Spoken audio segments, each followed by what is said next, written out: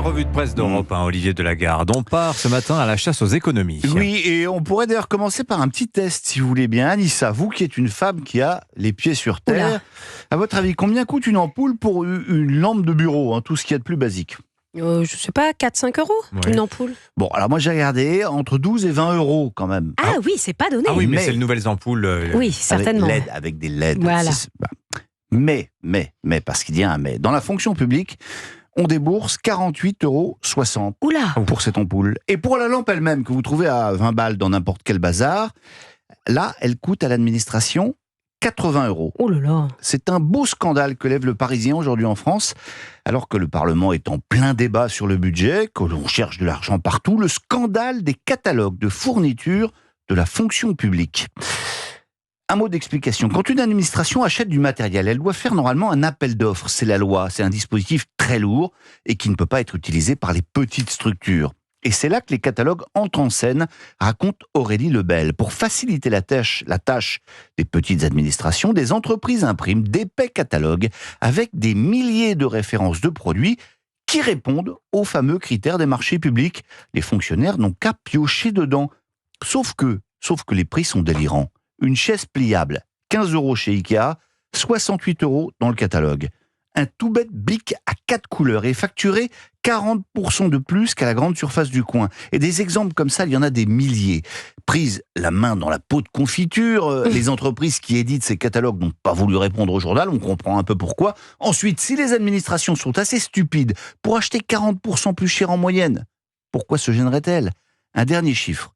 L'État a dépensé l'an dernier 155 milliards d'euros en achats divers. Eh bien, s'il avait acheté au juste prix, 40% moins cher donc, il aurait économisé 62 milliards, plus d'argent qu'il n'en cherche aujourd'hui. D'autres idées d'économie. Et celle-là va faire du boucan. Et à la une des Échos, c'est le plus gros titre d'ailleurs. Barnier s'attaque à l'absentéisme des fonctionnaires. Dans le Figaro, Guillaume Kasbarian, ministre de la fonction publique, s'en explique. Après quelques propos lénifiants sur la grandeur, l'engagement et le courage des agents publics, paf, le bourre-pif. Il souhaite que les fonctionnaires n'aient plus 1, mais 3 jours de carence en cas d'absence. 3 jours, c'est le régime qui s'applique aux autres, rappelle-t-il. En moyenne, un fonctionnaire est absent 30% de plus qu'un salarié du secteur privé. La mesure devrait rapporter, si le ministre parvient à résister aux syndicats, 1,2 milliard. Et encore des économies. Celle-là, c'est Éric Ciotti qui les propose. Il veut supprimer carrément des administrations entières qui ne servent à rien, dit-il. Lesquelles, me direz-vous? Eh bien, il le dit dans le Figaro, le Conseil économique et social ou encore l'ARCOM. Ça va leur faire plaisir. Un choc des libertés, comme il l'appelle, pour que l'État puisse se concentrer sur ce qui compte vraiment. Il doit d'abord se désengager de tout ce qui ne le regarde pas. On passe à l'actualité littéraire. Alors, en tout cas, celle du monde de l'édition. On commence à en savoir un peu plus sur le livre de Jordan Bardella qui sortira le 9 novembre, Dimitri.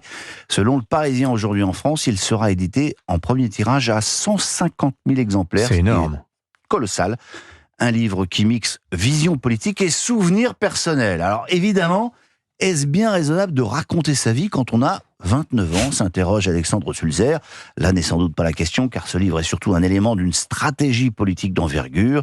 Il est déjà prévu de multiples séances de dédicaces. Une stratégie, explique le journal, qui n'est pas sans rappeler la tournée littéraire d'Éric Zemmour en amont de sa campagne présidentielle. Mais on va terminer avec une histoire assez dérangeante. Il y a aujourd'hui l'affaire Depardieu, qui commence à être jugée, mais c'est un autre procès dont il s'agit, et c'est Lacroix qui nous raconte cette histoire. Un homme de 78 ans est jugé à partir d'aujourd'hui pour avoir tué sa femme, avec qui il était depuis 52 ans. Celle-ci souffrait d'une maladie incurable et lui demandait avec insistance de mettre fin à ses jours. Elle lui a même signé un document qui a été authentifié. Il a fini par l'étrangler. Aujourd'hui, elle doit répondre d'assassinat, alors qu'une loi légalisant l'euthanasie est, comme on le sait, en attente. Alors l'éthique peut-elle être à géométrie variable? Cela rappelle un peu ce que la France a vécu au moment de la loi sur l'avortement. On est passé d'une situation où l'on poursuivait les médecins faiseurs d'anges à celle où l'on poursuit désormais les médecins qui refusent de pratiquer l'avortement. Je vous laisse méditer là-dessus. Effectivement, ça c'est très intéressant. Merci beaucoup Olivier Delagarde, qu'on va retrouver de 11h à 13h sur l'antenne d'Europe 1. Mais avec plaisir. Olivier Delagarde. Et vous, en l'absence de notre cher Pascal Praud,